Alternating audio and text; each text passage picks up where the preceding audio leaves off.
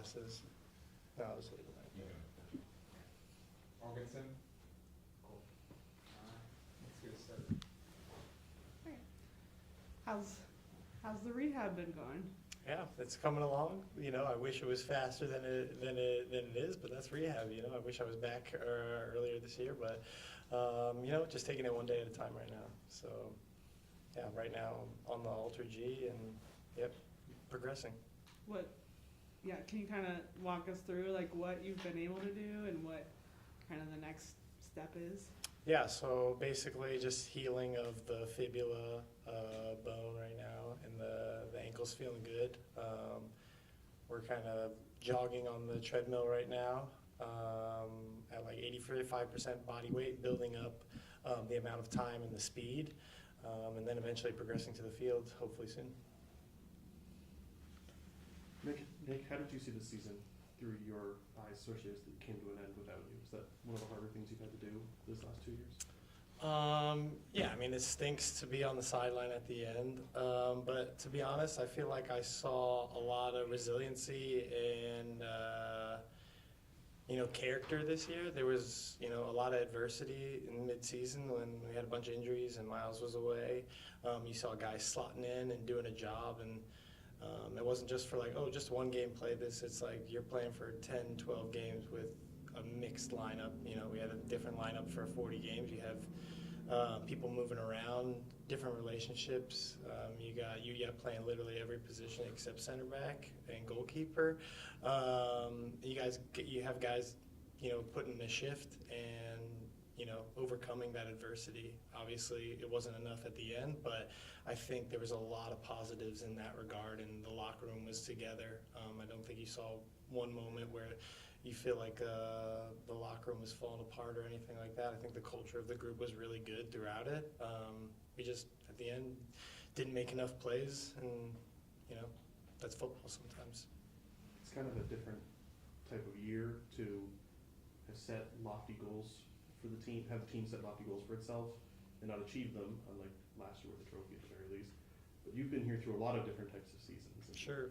Where does this one kind of rank in terms of disappointment, frustration, end of year, regret? Where would you think it sits? I mean, let's see. I would say that it's better than the first 3 years. I think, you know, 2023 is special in that the Supporter Shield. 2022 was really special because you dug yourself out of a hole. That's probably one of my favorite seasons in terms of grafting and grit, and you know, it felt like a Cincinnati Spirit season. 23 felt great, and 24, you know, again, we set lofty goals and had high expectations, and we met a lot of adversity with. I mean, this locker room looks so different than it did from the beginning of the season, with changing faces, different things happening, and to be able to put, you know, to get Champions League still is a feat in of itself. And so, I think ultimately, I think it was a good season. I think people were hoping for more, and we all expected more. You can tell in the locker room after the game that we were all incredibly sad that it was over. But for everything that we faced, I felt like there's a lot of good things that came out of it as well. Nick, are you, I can't actually recall if you ever put a time frame on when you felt like you'd like to be back from the injury, but what is that time frame? I would say some point, oh, sorry. What is the time frame, and are you progressing toward that? Yeah, the time frame is to be back during preseason, Okay. so between January, February. Yeah. And yeah, I'm progressing towards that. What do you feel good about for yourself and for the team from this year? Again, I think it was just like the adversity that we faced and being able to overcome it. I think, you know, we had different people playing in different positions, and I feel like it's hard to, you know, figure out how to win games in MLS. And I think it showed us like playing on the road is incredibly difficult, and we set an away record for wins with a team that was switching all the time. So I think when you go on the road, it takes a lot of grit, and it takes a lot of, camaraderie. When, say, if you go down on the road, it's difficult to come back. We were able to do that a couple times, and ultimately I feel like that shows the sign of a strong locker room and strong culture. As someone who has been here through the good, all the good, all the bad, and seen the impact of Lucio Acosta, what did you make of kind of what he had to say after the game on Saturday? Yeah, I mean, Lucho's a passionate guy. Yeah. You're coming off the field after losing a heartbreaking penalty kick. I mean, I don't know where his head's at in that moment, but I know that he had a difficult season in terms of, the year, and obviously put up incredible numbers as a player. But I think, he's just a passionate guy. So, I think I can't really decipher exactly what he was saying. But he's integral to our team and what we do and how we play and our locker room. And so, he's a guy that we want around. Do you think he speaks for the locker room in terms of some of the frustrations? I don't think so. Kind of in the moment. Yeah, I feel like it's in the moment thing. Like, it stunk. We were there was a lot of things that you felt like that were lining up on the outside of Columbus going down. Miami goes down right after us, obviously. But, there you're looking, you had a good performance the first leg at home. There were opportunities to win the game. We didn't put them away. We have 3 chances to win it in penalty kicks. Roman stands on his head. There are opportunities. I think it just stung, and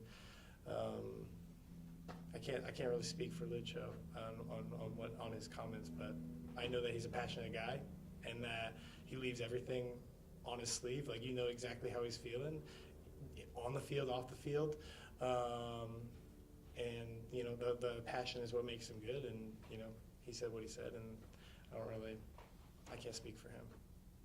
This was a contract year for you. How tough did that make? Just having to go through an injury, and I don't know. Do you have it? Pat and Chris have both talked about your future as you're going to have a place here. Do you have that clarity? Yeah, I mean, they've said that I'm going to be back, and everyone plans on. We're all planning for me to be back. So I believe I'll be back. Anything else?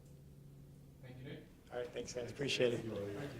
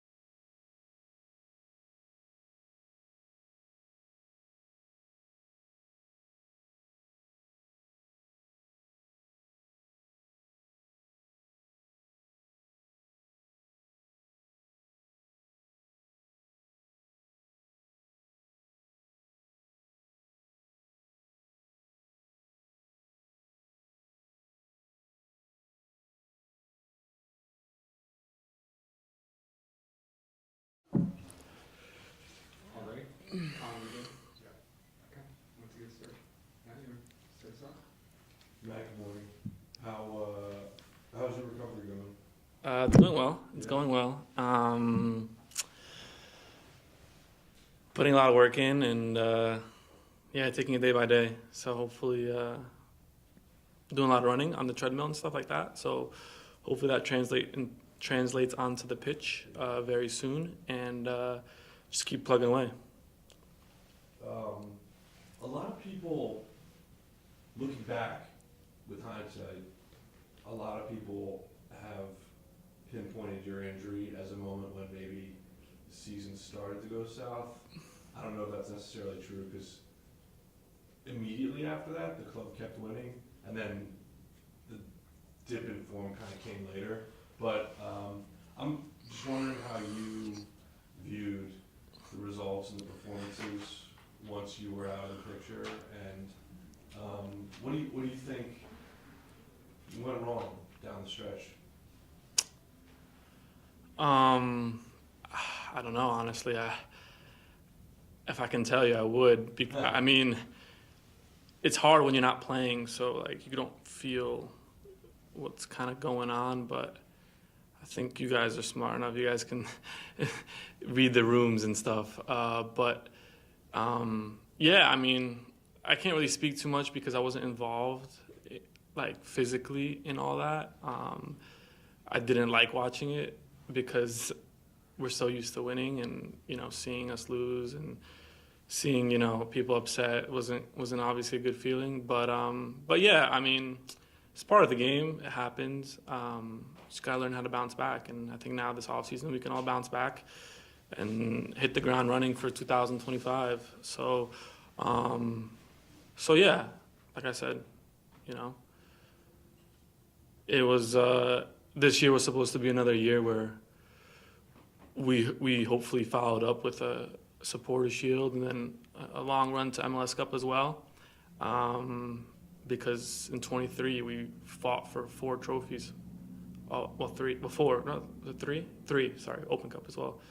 Leagues Cup was kind of, we lost in penalties, but we didn't lose much last year. We didn't lose much this year until the summer, and we had a dip. But, that's part of the game. We got to figure it out as a team, as a club, and get ready for 25. I mean, that's all I can really say about that, So. What do you think of the group? I know there's always going to be changes in the roster. That's part of it. But what do you think of the core that will be back and just the outlook for next year? Yeah, I'm not 100% sure with everyone's like contract details, but I would imagine that our core is back, and then we trust the club to bring in good pieces that they've always have. So we're looking forward to 25. I think maybe we can kind of use it as a revenge season again. 23 was brilliant. 24 should have been brilliant again, but now we felt, that taste of disappointment, and I think that can, add fuel to the fire for 2025. That's for sure.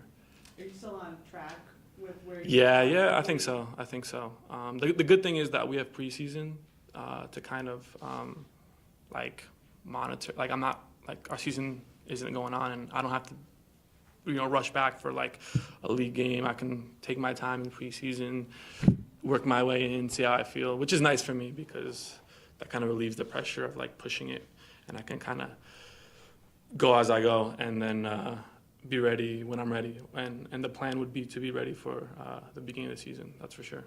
So then do you continue doing? Yeah, I'm gonna be here. Yeah, I'm gonna be here for the next couple of weeks, and then take a little bit of break, and then come back for a couple of weeks, and then go back home for Christmas, and then come back a little bit earlier to kind of get going again. So we got a good plan in place, so it's nice. Matt, I was going back and looking at some of your club histories and stuff like that, and you've been on teams that have gone through shield winning seasons, Yeah. gone through a whole bunch of stuff. Yeah. Is this the kind of year that you can really learn something as a core to take into next season, or is this the kind of year that you, given all the challenges, things that, how many times in a season where you play 40 lineups in 40 years, Yeah. that you just have to wipe Like, Yeah. is there something to be taken away? Yeah, I mean, personally for me, this might be my longest club tenure that I've been at, so it's a little different for me because now I feel like this is kind of like, home, and I'm not like getting ready to go to a new club where I'm trying to like, get my way in and just focus on individual performances. Now I'm more focused on, being a leader of the team already and kind of bringing everybody together to get ready for 25. But yeah, the challenge is to kind of bring back that mentality that, we had for the last 2.5 years and come back better than ever for 2025. Do you think, given all the challenges that went on this season, that it was really just that close to being all these things looking together like 23? Yeah. I mean, 23, I remember we were on pace. We were on a crazy pace up until summer. And I remember in 23, we had like a 6 or 7 game stretch of just wins, like in May and June and April, May, June. And we actually did the same thing, but better this season, where we went on like, was a 7 or 8 game win streak? I don't know what the exact was. 7 game win streak. And, the pace was pretty good. We were, 2 points something per game, which is obviously Supporter Shield winning pace. And like I said, we were on pace, but, I don't know. Unfortunately, things didn't work out towards the second half of the year, and we fell short a bit. What was your question again? I was rambling and I forgot. Was it really just that? Yeah, sorry. Yeah, it was. Yeah. I forgot. Yeah, it was really close. Like I said, we were on pace. We were on pace. We were flying. We felt good, and then unfortunately, things went downhill slightly. We kind of we kind of brought that back because I think in the playoff series we actually played a really really good series. The first game. And even the third game at home, I thought was a really good game. We played really well. You can tell that New York City FC was just fighting for the draw, to go into pens. So, it was there to be won again. So I think that we're gonna figure it out. Like I said, we have great leaders at this club. We have ownership. We got the gaffer, we got Chris, we have everybody to kind of push this thing along and figure it out again. So we'll be fine. You said seeing people upset wasn't a good feeling. Lucho made some comments after the last game about just some frustrations he had. Did that surprise you, or did you have any thoughts on his? I mean, like I said, I can't speak for anyone else because it's not my. I'm not feeling what he's feeling or what his thoughts are. He's obviously frustrated. You could tell he's obviously frustrated if he came out and said that in the press. I don't know. You might have to. He's going to be here later, right? So you have to ask him again. But I mean, like I said, I don't want to. I've learned that you can't really speak for someone else. They have to speak what their thoughts are and their reactions and their emotions, and then go from there. But people get emotional after losses and season-ending losses, and he was clearly talking from emotion. So I'm sure you can ask him again today and follow up. But I guess we'll see what happens in the off season. Does that impact a locker room at all when a captain of a team comes out?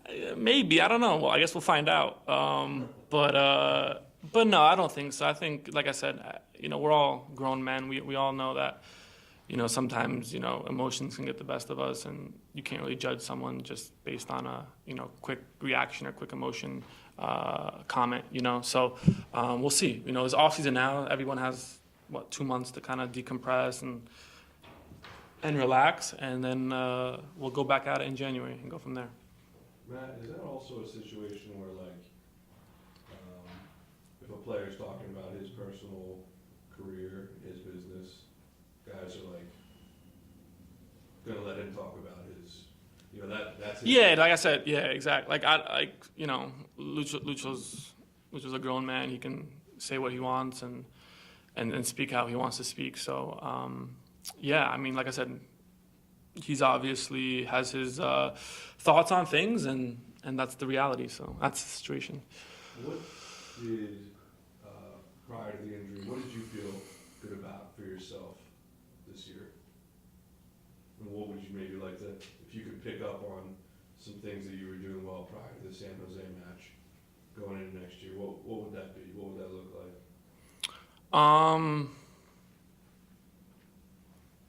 I feel like I was having another good year, similar to 2023.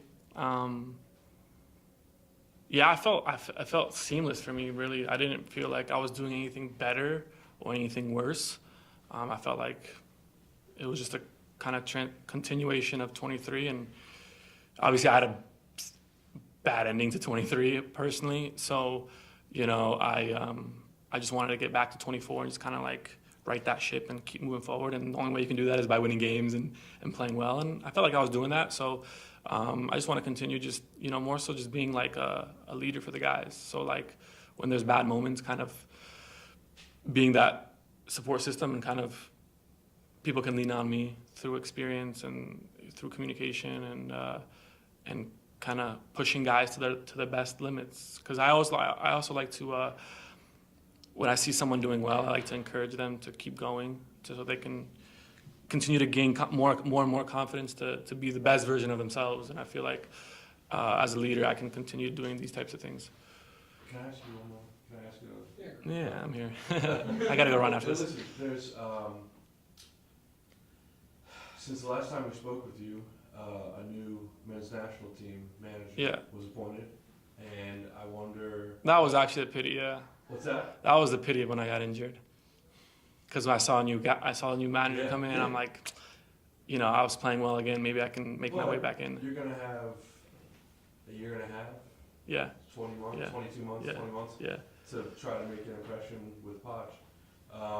Is that on your radar? Yeah, 100%. 100%. That's definitely on my radar. Playing for the national team has always been like a goal of mine. So now that, there's clarity on that end, we can, I can kind of now move forward and go after it, But like I said, that stuff takes care of itself. Yeah. If I play well at my club and win and do well, and then we'll see what happens. But I when I was younger, I was so like, if I like getting called up to national teams, I'd like be so focused on doing these types of things that when I didn't, like I'd be, pissed off. And now I kind of like found peace with it as you get older, because, you just continue doing well, doing well in MLS, winning Defender of the Year, and then you still don't get called. I'm kind of like, all right, just preference at this point. It is what it is. I don't get too down on myself about it. So now I'm just at peace with it. So if I get called, I get called. Great. I'd love to represent the country again. If not, I still got to do my job, do what I got to do and be myself. So that's about it. Did you think you needed a manager change there to get Yeah, 100%. No, there was no way with that guy. I was never going back in. But with a new manager, maybe, hopefully. Matt, the last time we spoke with you, you had said that even at that point, it's the longest you've been away from the game with an injury. Yeah. Like it was like you were getting onto the field at that point. Yeah. I was curious now that it's been so much longer. In this time where you've had to watch from the sidelines and work on yourself in this way, what have you learned about yourself, about your game, about the game that you hope to take into 2024? Yeah, I think it was nice to kind of see the game from the outside where I'm not so involved in, all right, prepare and focus for training, prepare and focus for games. Okay, the professionalism in terms of, the mindset, all right, continue to, when you're preparing for games and trainings and a long, grueling season, you have to really focus and make sure that you're always doing the right things and performing at a high level and doing your job. So you kind of, are so focused on soccer that you forget about everything else.